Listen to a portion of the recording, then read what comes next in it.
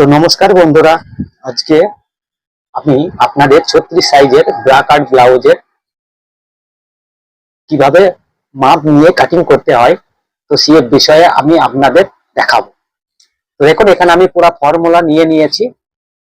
তো এই ফর্মুলা অনুযায়ী আমরা পেপারের ওপরে এই মার্জিনটি করে এই মাপটি নিয়ে আমরা পেপারটিকে কেটে নেব।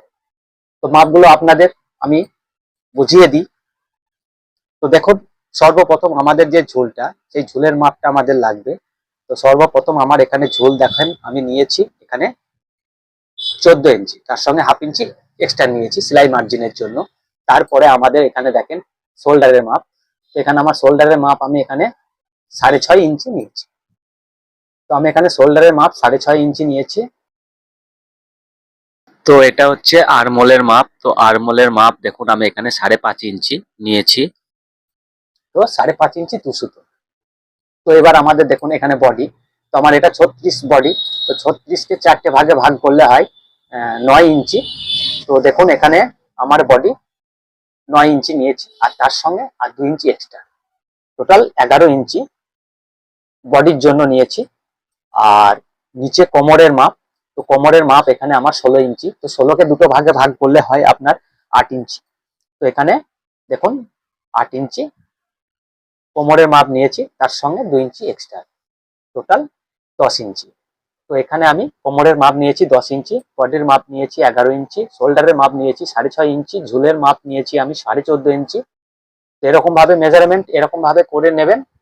তো করে নেওয়ার পর তারপরে এইখানে দেখুন এখান থেকে এই যে মাপটা, এটা 1 ইঞ্চি ওপরে মার্জিন করে হালকা হাতে রাউন্ড শেপ দিয়ে নেবেন। তার সঙ্গে এখানে আর হাফ ইঞ্চি মার্জিন করে এটাকেও হালকা হাতে রাউন্ড শেপ দিয়ে নেবেন।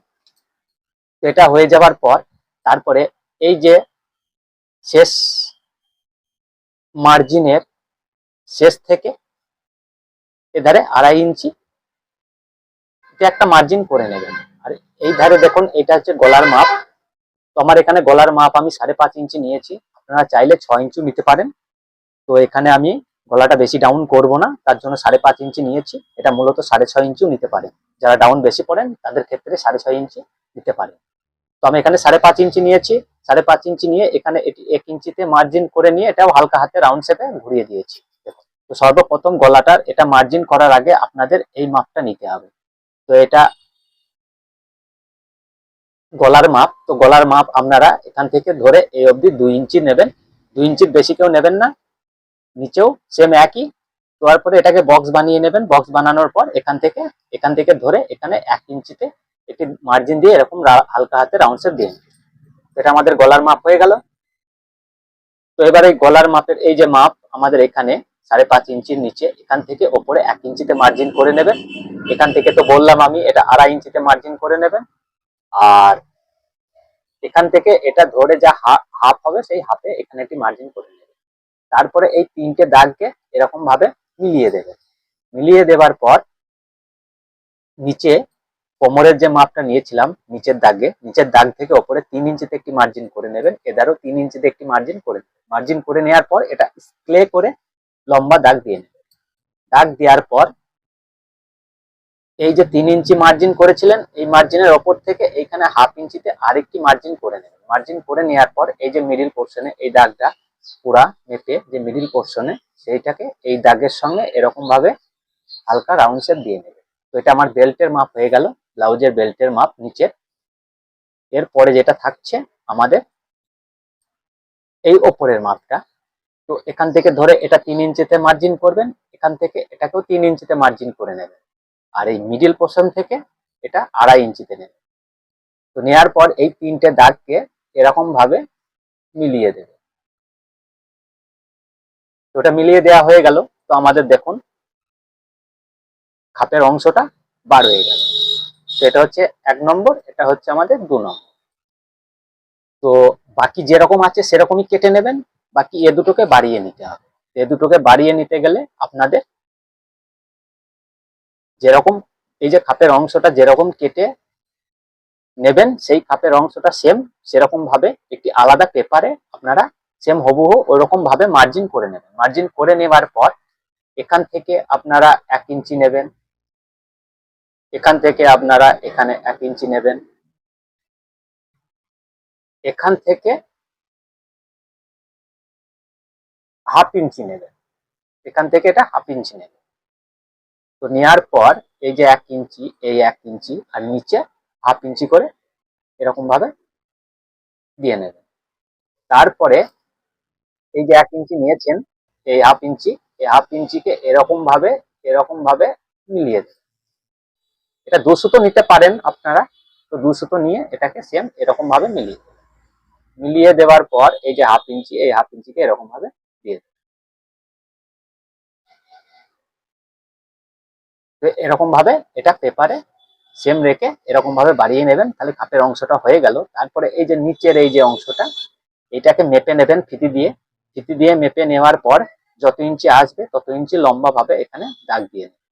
7 হলে 7 দেবেন, 8 হলে 8 দেবেন, টোটাল লম্বা দাগ দিয়ে নেবেন। তারপরে ওপর থেকে 3 ইঞ্চি নিচে একটি দাগ দেবেন, সাইড থেকে 3 ইঞ্চি নিচে একটি দাগ দেবেন। দাগ দেওয়ার পর যে কোনো এই সাইডে বা এই সাইডে যে কোনো এক সাইডে 1/2 ইঞ্চি ওপরে একটি মার্জিন করে নেবেন। সেটাকে হালকা হাতে রাউন্ড শেপ দিয়ে পুরো খাপের অংশের নিচের অংশটিকে কেটে নেবেন, তাহলে আপনাদের খাপটি কমপ্লিট হয়ে যাবে। তো চলুন এগুলোকে আমি আলাদা পেপারে কেটে নিই। তো দেখুন এখানে আমি পুরা খাপের অংশ কেটে নিয়েছি। তো চলুন এগুলো আমরা কাপড়ের ওপরে কাটিং করে নেব। তো দেখুন এখানে আমি কাপড় নিয়ে নিয়েছি। তো দেখুন এখানে এরকম ভাবে প্যাটার্নটি রেখে এরকম সেম ভাবে মার্জিন করে নেবেন। আর বডিটা দেখুন, বডিটা আমাদের 11 ইঞ্চি, তাই না? এবার আমাদের ব্যাক,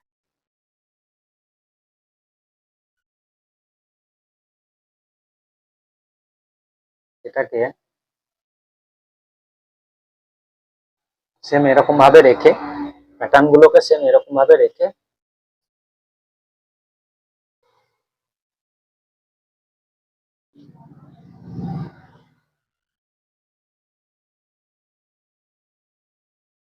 মার্জিন।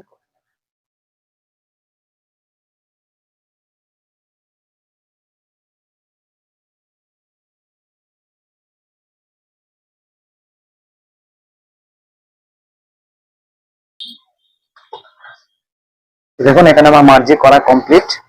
এবার চলুন এগুলোকে কেটে নেব।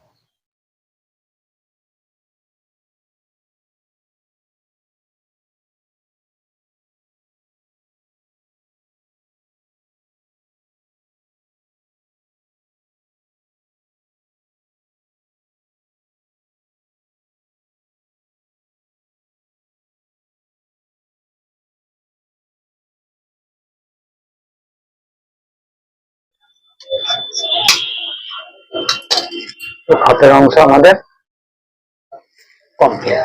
এবার এগুলোকে লাইলিং এর ওপরে রেখে কমপ্লিট করে নেব। এই যে দেখুন লাইলিং,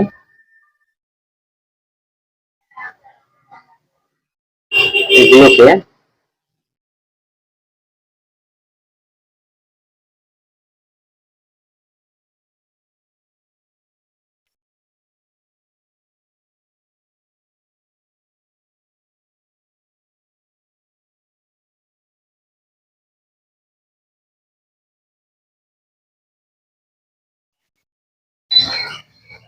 তো এরকম ভাবে এগুলোকে পিন দিয়ে আটকে নিয়ে তারপরে এগুলোকে কেটে নেব। তো চলুন এগুলোকে কেটে নেওয়া যায়।